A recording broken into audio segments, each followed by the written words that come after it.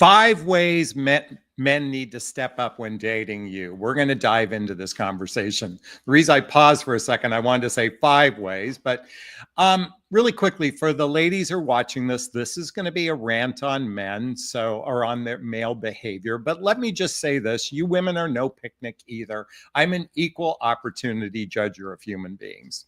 So I want to share with you where this video was birthed. I was at a retreat this past weekend, and during one of the shares, one of the gentlemen was sharing how he and his wife are separated. And he was saddened by that. And as he was sharing it, he was also sharing how much he is very dysfunctional in his relationship and in his life. And the way he acted around that was very cavalier, like, hey, this is who I am. I'm kind of a fuck up, and she should just accept me the way I am. And I'm not suggesting that he's a bad guy, but he's got a lot of issues and he doesn't have a handle on his issues. And it occurred to me that his wife has every right to separate from him if he admits to being, for lack of a better word, a fuck up, and he's not really doing anything about it. So I thought about, how does this relate to the dating marketplace today? Was because while that happens to be about a relationship, I do believe there's a significant percentage of men who have unconscious behavior. And look, men seem to do this. The problem with dating is women, and women point the finger at men. And that's why I said earlier, while this might seem like a male bashing conversation, I'm just going to say women equally can be problematic in the dating marketplace. But I thought I'd share with you 5 ways that I believe men should step up. And I'm hoping that any man that's watching this video might take heed of how these changes in your life might make a significant difference when it comes to your experiences. Now, I want to say this: dating is very awkward today, or maybe it'd be a better way to pointing it out. Meeting people is very awkward today, primarily because we tend to meet people through our devices, and we're meeting total strangers. And when we're meeting total strangers, there's a whole different learning curve to get to know a person that we are just not designed to do. We were designed to meet in tribes and mate within the environment we lived in. Now we're connecting with people all across the country for a variety of different reasons.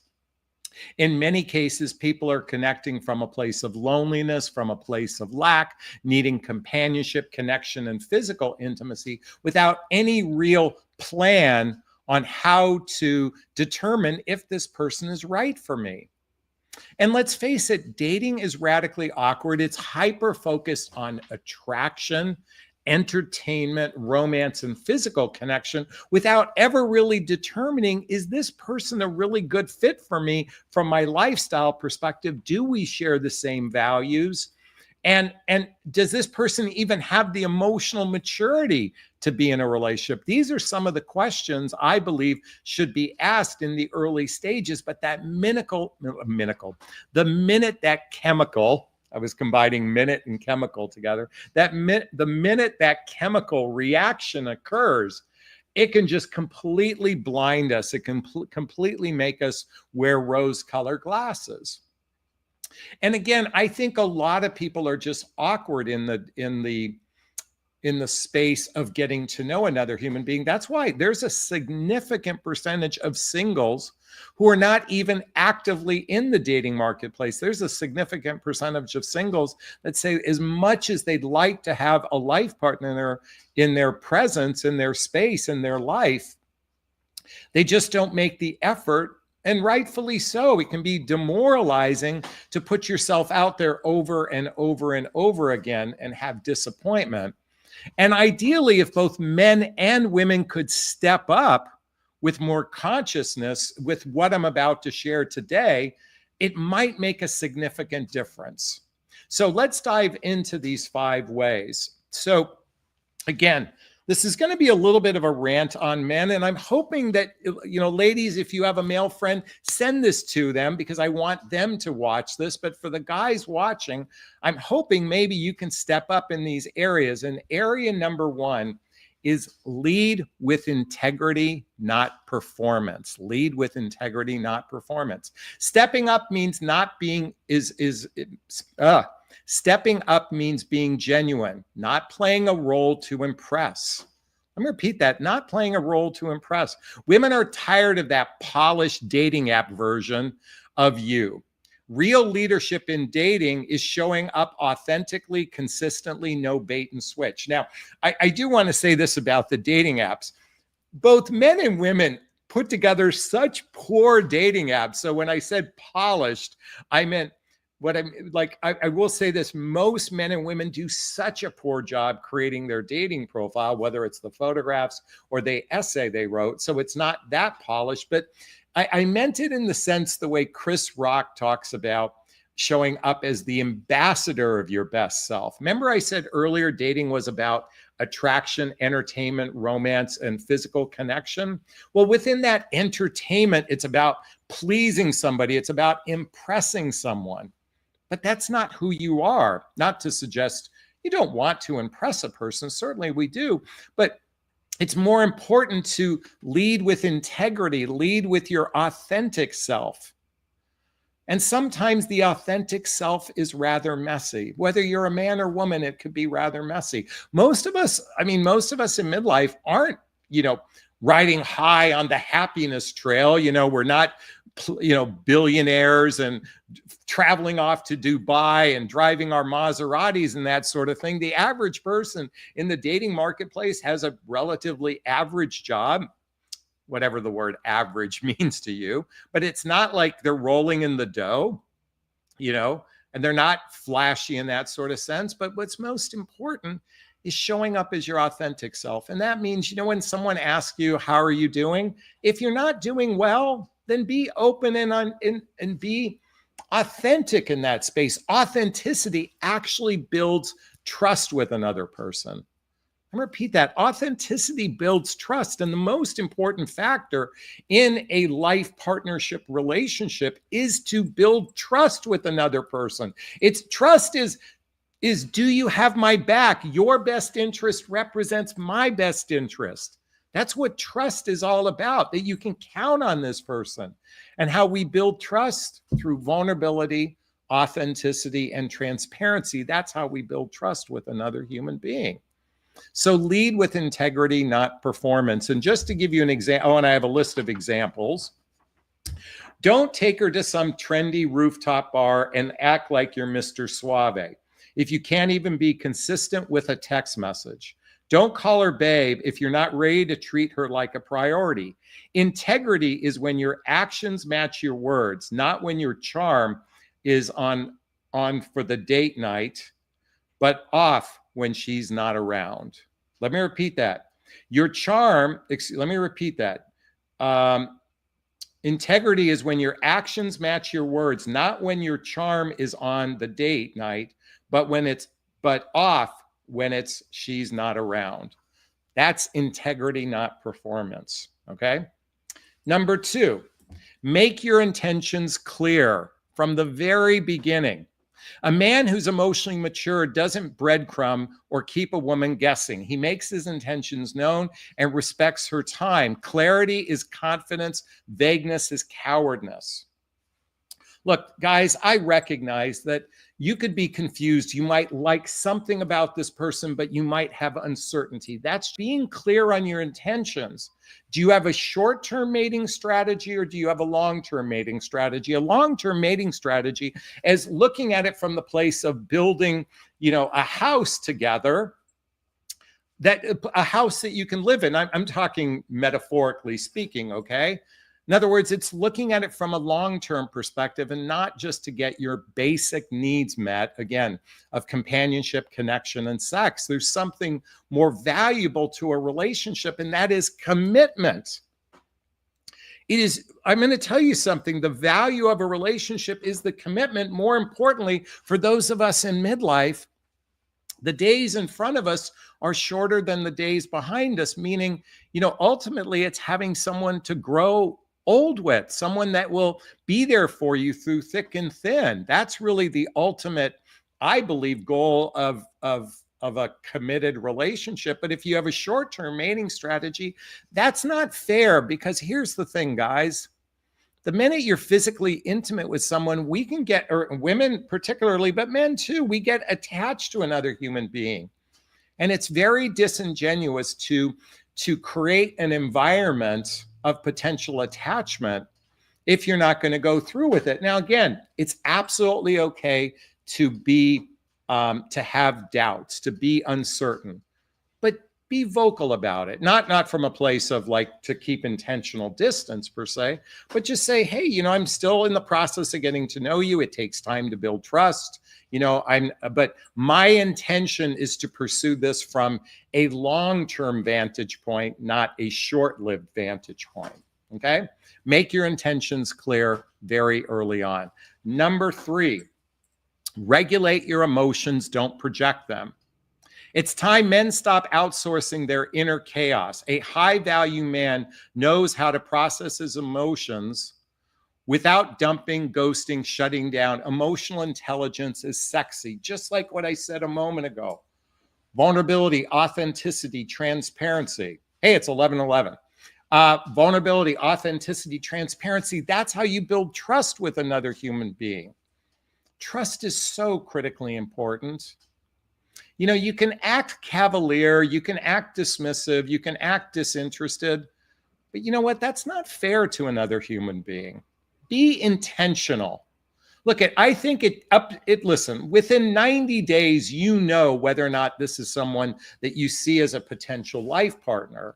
You know it, guys. Actually, we probably know it within 6 weeks. I mean, of regular continuous connection. And I mean, if you're seeing someone on average of 2, 3, or 4 days or nights in a week over the course of 6 weeks. Now, of course, your first date might happen 1 week, and then you might see them again the next week, and the next week you might see them twice. But if you're going to start regularly seeing each other, by the time you're seeing each other 2, 3, or 4 days and nights a week, within 6 weeks to 3 months, you have a sense of, is this person potential life partnership material?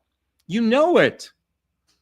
But it's not fair to just use them for your own needs of companionship, connection, and physical sex.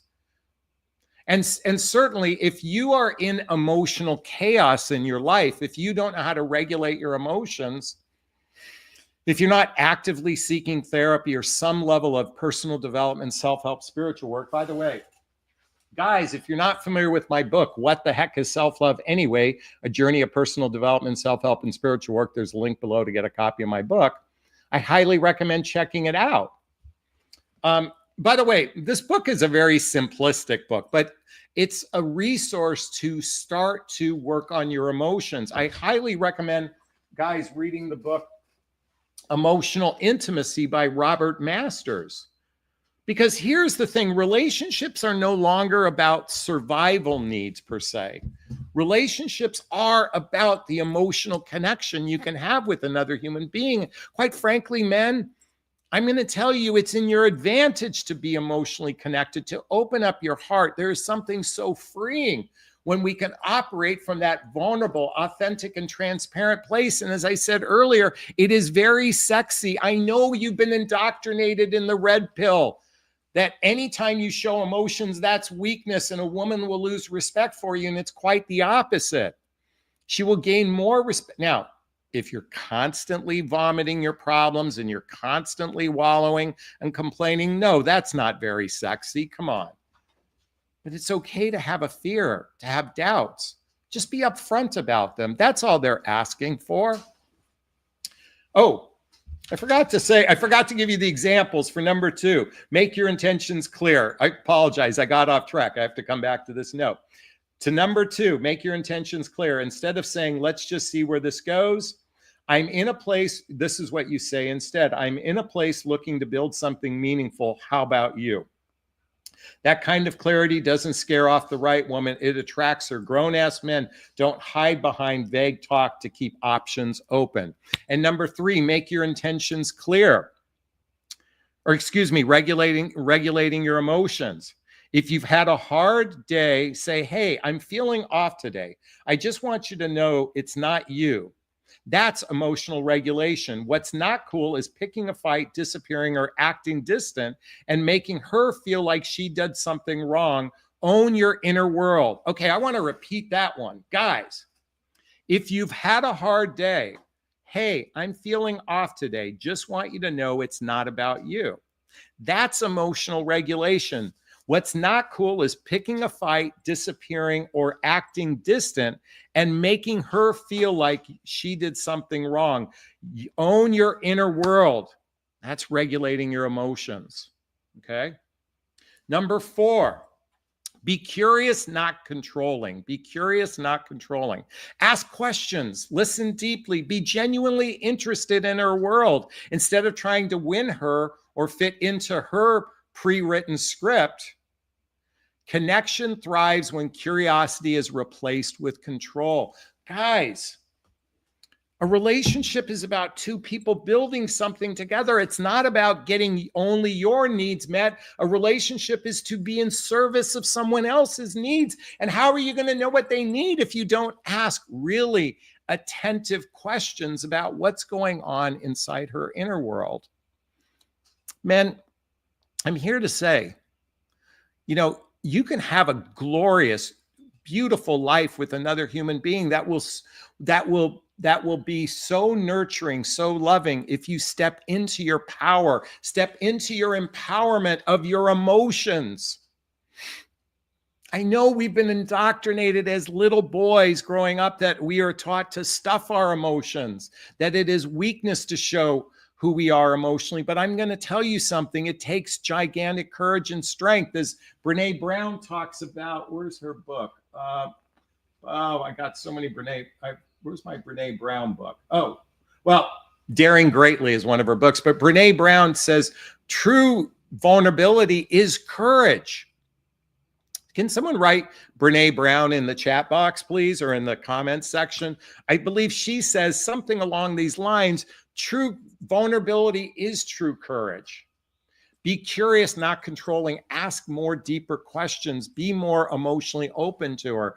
And you find that you might experience the most glorious relationship of your life. An example of be curious and not controlling, instead of asking, why do you still talk to your ex? Try this. What's your dynamic like now? Curiosity opens connections. Control shuts it down.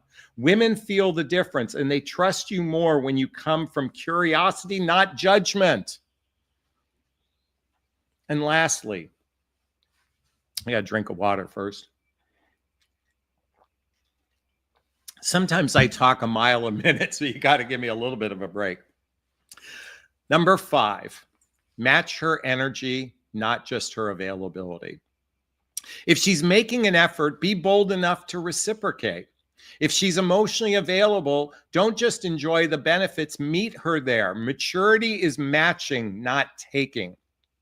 Sadly, we live in an environment where we're hyper-focused on our own needs met. And as I started this broadcast, ladies, you are no picnic either, okay? You can be just as self-serving, just as weak in these areas as men.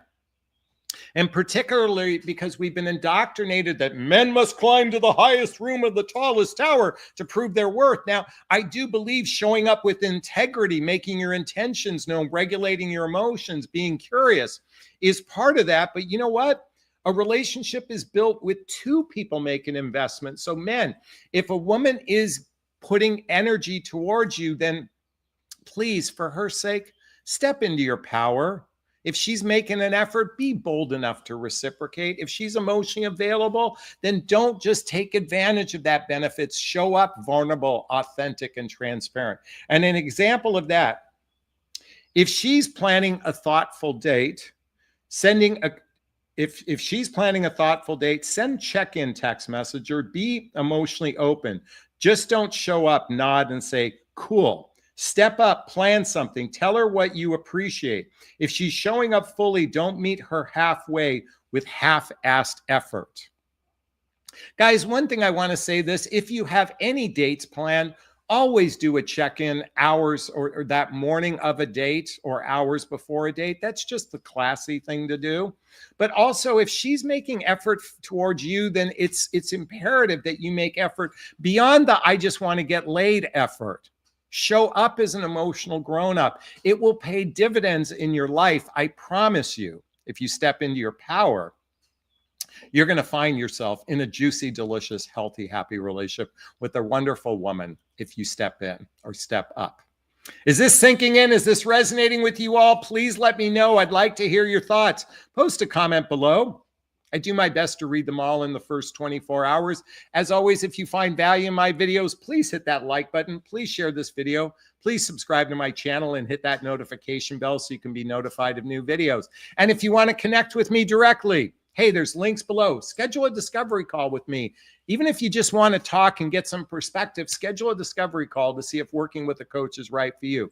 There's links to join my group called Midlife Love Mastery. There's links to get all the books I recommend. There's links to follow me on social media and to get my dating vows. You're definitely going to want to get my dating vows. It's listed below.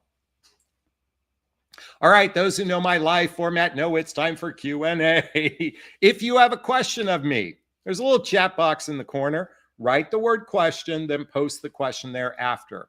Or you can purchase a super sticker, super chat. All of the monies from the super sticker, super chat goes to a scholarship fund in the name of my son, Connor Aslay. That's my son right there. He passed away almost 7 years ago, and in his honor, we donate to causes like the Hoffman Process Insight Institute, and we give scholarships to coaching as well. And our goal tonight is $50, so I'd appreciate some love for Connor. All right, I just saw that we have a question from Poultry Flowers. Why do we hear to be ourselves and to be authentic, but then told to control our emotions? Aren't our emotions who we are? Well, that's a good question. I don't believe it's about controlling our emotions, but certainly regulating our emotions if we are leaking. So, and certainly check in with your emotions, but I don't believe it's about controlling them. It's about understanding what you are feeling and where those feelings come from. I do believe if, let's just say that your example, you're on a date with someone, you talk to your ex-spouse right before, and then you come to the date and all you do is talk about your ex, talk about your ex, talk about your ex, talk about your ex, talk about. I don't think you need to take up someone's entire date talking about your ex. That would, I think, regulating your emotions might be to process on your own, or simply say, hey, I had a disturbing phone call. I just need a minute to take a breath and to reconnect with myself. That would be, I think, what's meant by controlling our emotions. So we don't dump on another person until we've built trust with that person. I think once you build trust, but I will say this, oftentimes humans operate from a victim consciousness, and I think controlling our emotions is really a regulation of our emotions, particularly when we're sharing with someone else, not coming from a place of victimhood, but from a place of empowerment. I think that's what I'm leaning into regarding that question. So good question, though, Poultry. I appreciate that. Michelle wants to remind everyone, Brene Brown, true vulnerability is curiosity, not judgment. I believe, though, she does say something about vulnerability is courage, though, something along those lines. Okay, let's keep going here. Wait, what does this say? The relationship is actually the official third party in every partnership. Yes, Michelle, I believe what you're saying is there's a you, there's a me, and then there's a collective we. The we is a separate relationship. I agree with that. I think a relationship is a separate entity, something to be nourished. Just like two partners joining, like two lawyers joining together in a partnership. They create a partnership agreement. There's two sovereign beings, but the partnership has its own value in it. In fact, you may want to read a book This is a business book, but I highly recommend it. It's called The Partnership Charter, How to Start Out Right with Your New Business Partnership. Replace that with relationship, but this book by David Gage is really a fascinating book to use from a relationship perspective. Let me just pull up some of the chapters just to give you some context.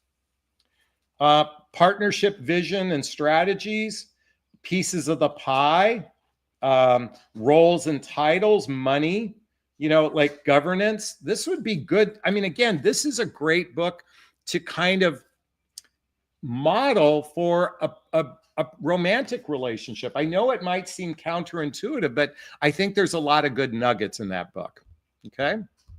Hey, Roller Girl just gave us $1.99 super sticker. Thank you for the love. We appreciate you.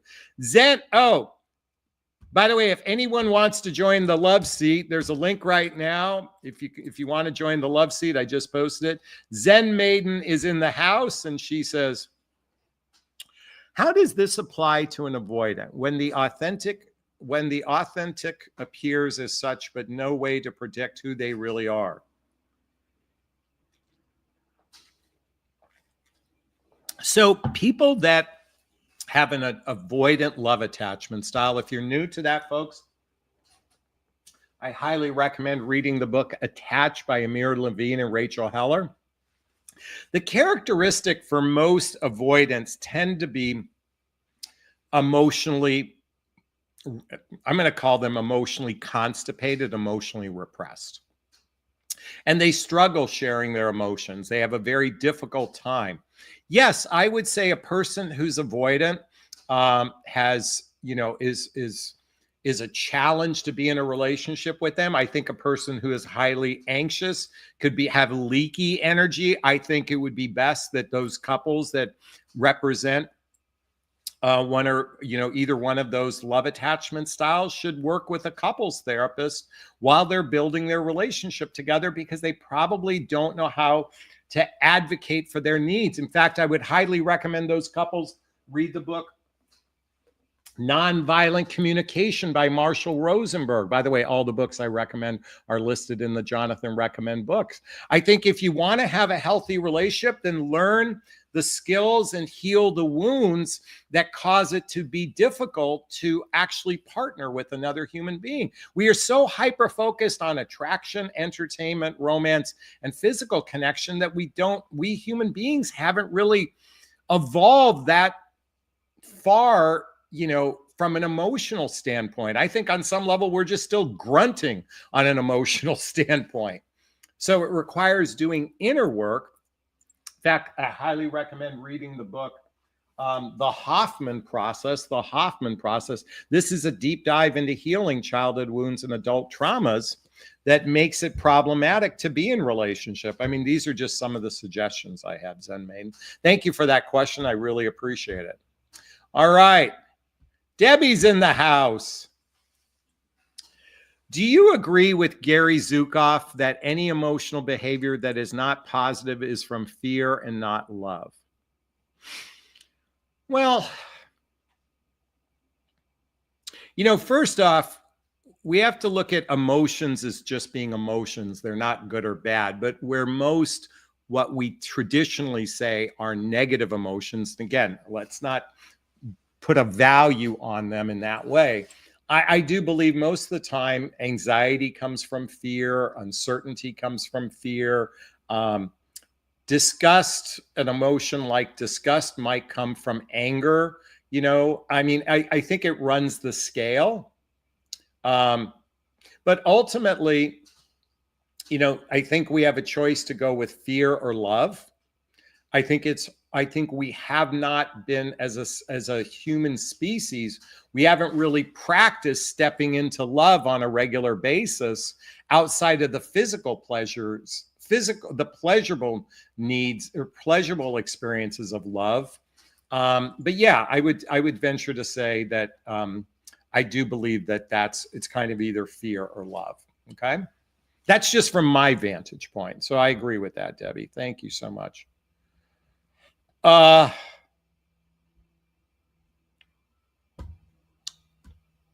Zen Maiden says, yes, we do focus on the attraction fun factor perceived sincerity, perceived honesty. I agree. Chappelle says, good evening, Jonathan. Thank you so much. I appreciate it. If you have a question, write the word question and post the question there after, or you can purchase a super sticker, super chat. All the monies from the super sticker, super chat goes to a scholarship fund in the name of my son, Connor Asley, and there's a little chat box there. Hey, Debbie, why don't you join us on the love seat and we can talk about your relationship? I just posted a link. It'd be great to have you on. Deborah, I mean. If you have a question, post the question. I'm getting hot up here. Up here, meaning my loft where my studio is. If you folks, if we don't have some questions come up soon, we're going to wrap up early today. I do have a list of questions that came into my inbox, but I would appreciate it if you guys would step up and post some questions. Okay, here's a question that came into my inbox. After being cheated on in my last relationship, I can't seem to let my guard down. How do I rebuild trust with someone new without dragging my old baggage into it? That's a great question, and that's a real tough one. I think we have to get to a level of peace and forgiveness for any relationship that we felt betrayed us or hurt us. You have to get to some level of peace within that relationship.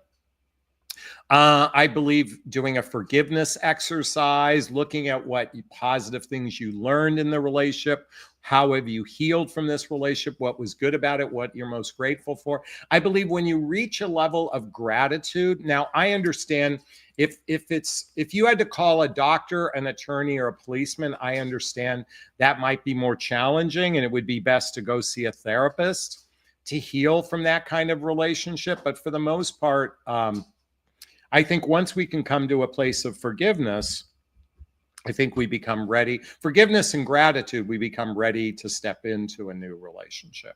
Okay? Great question. Thanks so much. Roller Girl has a question for us. What is the age group range that you prefer and why? Are you asking me personally what age range would I prefer to date and why?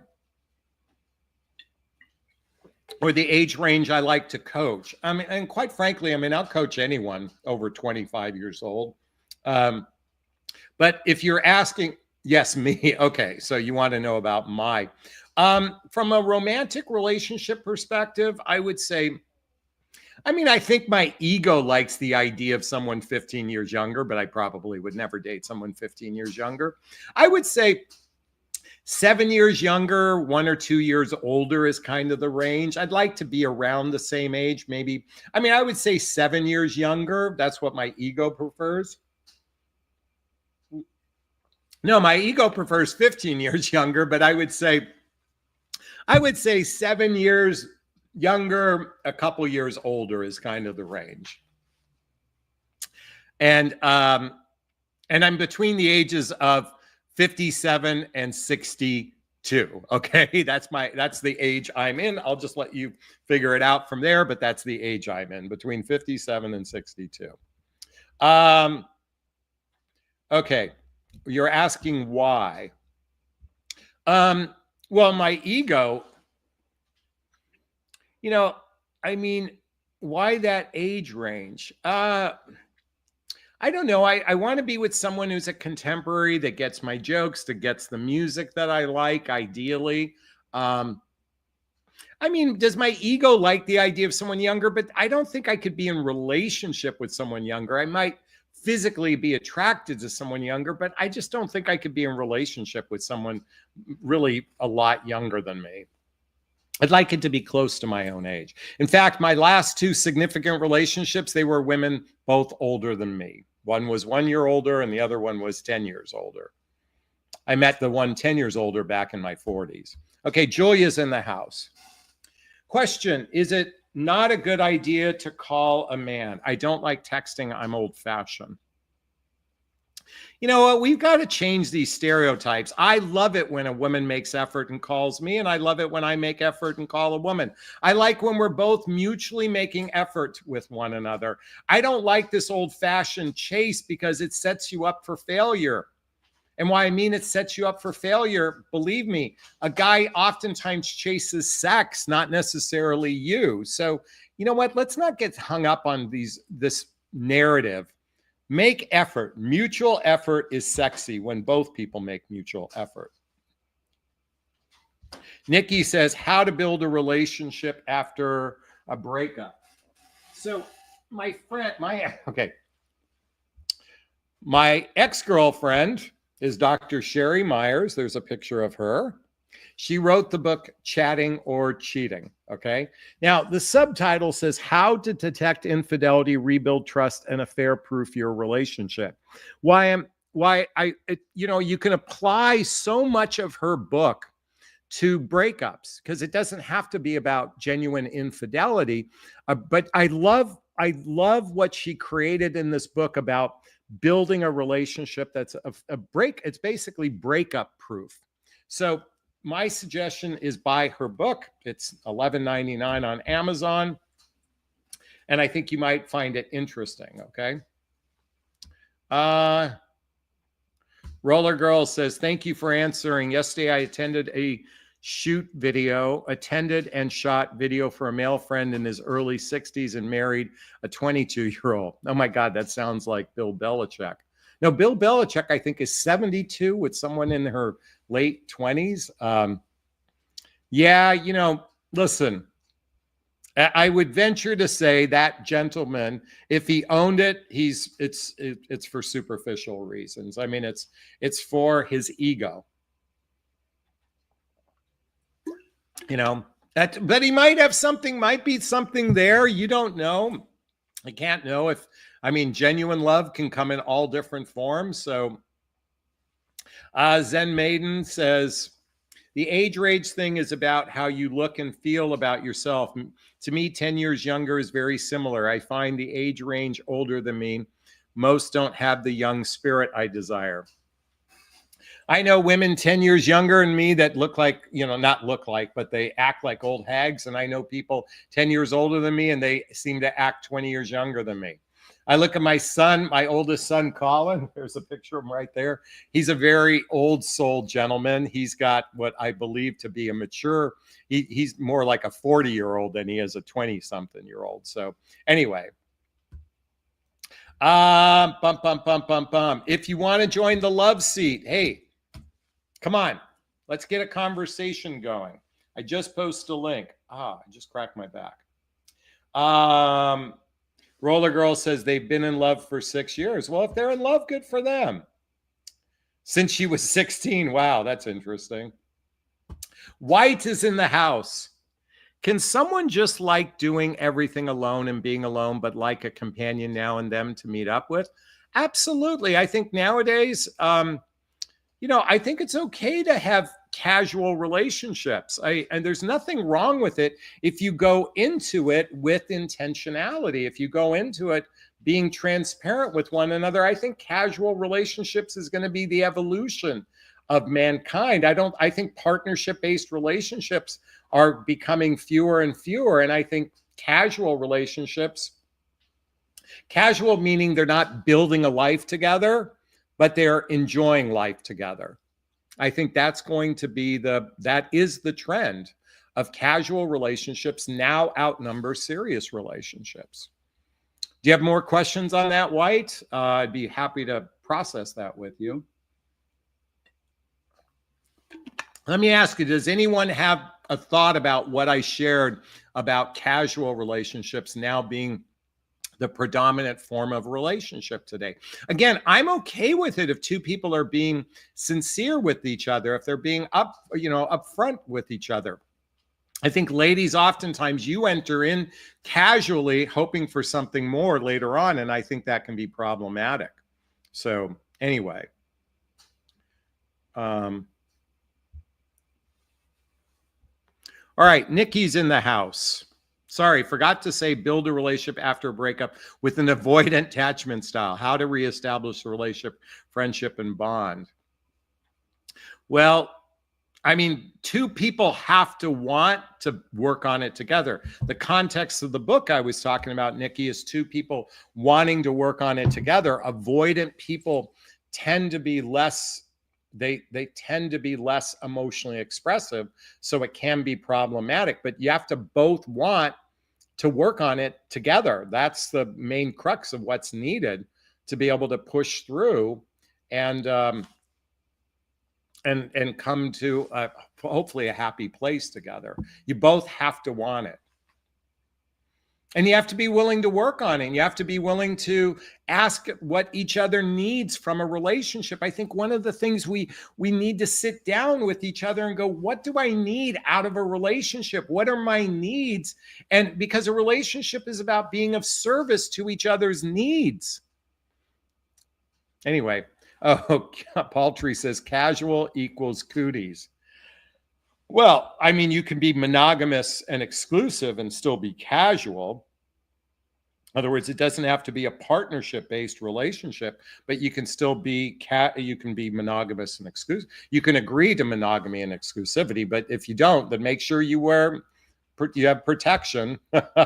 And that word cooties, I haven't heard. Well, I'm old school. That's a word I've used frequently. Okay.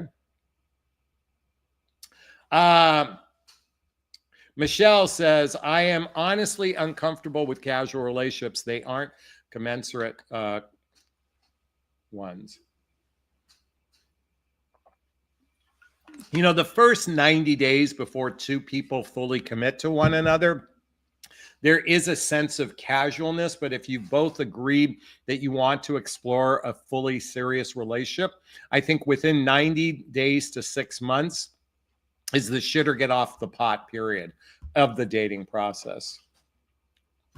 Roller Girl says society does seem to be dating casually more nowadays and more people living alone and some not alone. The reason why we're dating casually is because we're meeting strangers. We don't know really who they are until we spend a fair amount of time with someone. And it's casual because we don't want to make a promise we can't keep. That's why it takes about 90 days to build a sense of real trust with a person. First off, it takes about 100 hours of face-to-face time to build the first layer of trust. And then it takes 200 hours of face-to-face time to start building a real, genuine friendship. And it takes 300 hours of face-to-face time to start knowing whether or not this is a person you want to invest in. So 300 hours, that's roughly 3 to 6 months of face-to-face time. Julia says, out of all the books, which is your favorite? I think without a doubt, this is by far my favorite book, Julia. It's The Untethered Soul by Michael Singer. Here's my instructions. And by the way, there's a link below to get a copy of the book. Here's my instructions. Only read one chapter at a sitting. This is very deep and intense. It's by Michael Singer. It's one of my all-time favorite books. Also, I'm kind of partial to this book too. Where is it? Bump, bump, bump, bump, bump. What the Heck is Self-Love Anyway? A Journey of Personal Development, Self-Help, and Spiritual Work by Jonathan Aslay.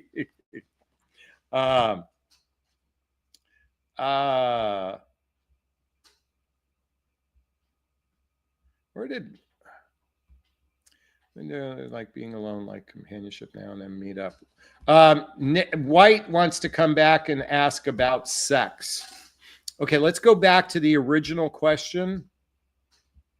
Can someone just like doing everything alone? Can someone just like doing everything alone and being alone, but like a companion now, meet up with them for sex? You can do whatever you want. Friends with benefits is a very common relationship. You are entitled to do whatever you want. I want everybody to be in integrity with everybody that they're interacting with, because that's the kind thing to do, is be in integrity with them. Okay. Johika. Joelica? I don't know. I butchered your name. Question, why do you think now more than ever people struggle with finding love? With technology and information, shouldn't be easier? Well, actually, we are now 1,000 times more evolved than 40 years ago. What was it in the movie Sleepless with Seattle? There's a scene where in the movie Sleepless Seattle, where Tom Hanks's real wife, or his real time wife, there's a guy said it's easier to be killed by a terrorist than find love in your 40s. People now in their 40s, 50s, and 60s are having opportunities they never had before. It was practically a death sentence back in the day. It is not hard to find love. We now just have a paradox of choice. We have too much abundant opportunities that we don't know how to actually get to know another human being because we have too much choice. That's the real problem today. It's not the lack of choice, it's too much choice. And by the way, and we have a very emotionally broken society of human beings. We have a very emotionally dysfunctional society of human beings. Roller Girl says, are you going to put your book on Audible? It is on Audible. If you just go to Amazon and you click on the Audible button. Oh, White come back and said, question, if we meet up now and then every week or two, what about sex? We're calling it companionship. I call it friends with benefits. There's nothing wrong with that. You can do whatever you feel right. Let's keep going here. Zen Maiden says, it's too hard to tell someone you just want to be friends. They couldn't read the room and had no clue. Question, do you think when it is the best time to tell someone you want to friend zone them? Well, I think it's if you are not interested in pursuing a romantic long-term partnership with someone, the minute you know it, then speak up about it. If you know it on the first date, then say it on the first date or the next morning thereafter. If you know it 2 weeks, 3 weeks in, many of you know I briefly dated a woman at the beginning of this year. We dated for about 8 weeks. I wasn't feeling like I was going through my own emotional shit, you know, along with this, but I just didn't think we were the right fit for each other. And so, you know, I will say I did it a little bit poorly. It kind of ended a little bit poorly, but I was transparent along the way. And it's okay to, you know, so long as you're transparent, that's what matters most. Zen Maiden also comes back and says, yes, I agree. Paradox of choice. Most of us burn out with these apps and the dysfunction. Yeah. You know what? We are in a unique time in our lives. We have more opportunities than ever before that we're getting to meet people we wouldn't otherwise meet. But now it's because of that. By the way, do you know that women get swiped on by men 60% of the time, but women swipe on men only 5% of the time? I mean, you know, women are getting hit on by a lot of men, but you know, you reject a lot of men, possibly a lot of good men along the way. You know, the surprising thing is you might have swiped left on your perfect match and just didn't even know it, because we oftentimes date with superficial eyes and not the eyes of heart. And it's true for men as well. Both men and women do that, okay? Quantity doesn't mean quality. That is true. But, you know, every human being has value. Every human being has value. It doesn't necessarily mean that they're the right person for you, but I do believe every human being has value. All right. Zen Maiden says, I try to give them a chance and want to see if no sparks was possible. Yeah, you know what? We can sometimes like someone on a first or second date, but, you know, that can shift. You know, that's why it takes time to build trust with another human being. I think, you know, it's very rare that I think it's very rare two people meet and they're just energetically aligned. And unfortunately, we don't live in environments that we can get to know someone in an organic way. We have this accelerated need to learn about someone, and it's oftentimes driven by attraction, entertainment, romance, and physical connection. And that's what's really made our dating marketplace dysfunctional. Hey, did you find value in this conversation? The 5 ways men need to step up when dating? I hope you did. I hope you found value in it. Just to reiterate those 5 ways. Men, for the men listening, Lead with integrity, not performance. Number 2, make your intentions clear very early on. Number 3, regulate your emotions. Don't project them. Number 4, be curious, not controlling. And number 5, match her energy, not just her availability. I hope you found value in this conversation. I'd like to hear your thoughts on it. Post a comment below. I do my best to read them all in the first 24 hours. As always, if you find value in my videos, please hit that like button. Please share this video. Please subscribe to my channel and hit that notification bell so you can be notified of new videos. And if you want to connect with me directly, there's links below to schedule a discovery call with me to see if working with a coach is right for you. There's a link to join my group called Midlife Love Mastery, where you can have direct access to me on a regular basis. There's a link to get all the books I recommend, to get my dating vows, and even to follow me on social media, all listed below. All right, I'm going to wrap up this video as I always do. First off, give myself a big, gigantic Jonathan Bear hug of self-love. I'm going to reach into the camera and give you a hug of love, if that's okay. I'm asking you to turn to someone, a pet, a teddy bear, a pillow, and give it or them a hug of love, because hugs are a great source of love. And let's face it, we could all use more love in our lives. I want to thank Lisa and Nikki and Roller Girl and Zen Maiden and Pest and White and Melt and Julia and RM Bells and Joika and Nikki. I probably said Julia, I already said that. Poultry Flowers and Debbie. Everyone, thanks so much for being on. Wishing you all a super duper wonderful evening. Be well. Thanks. Bye-bye. Bye-bye.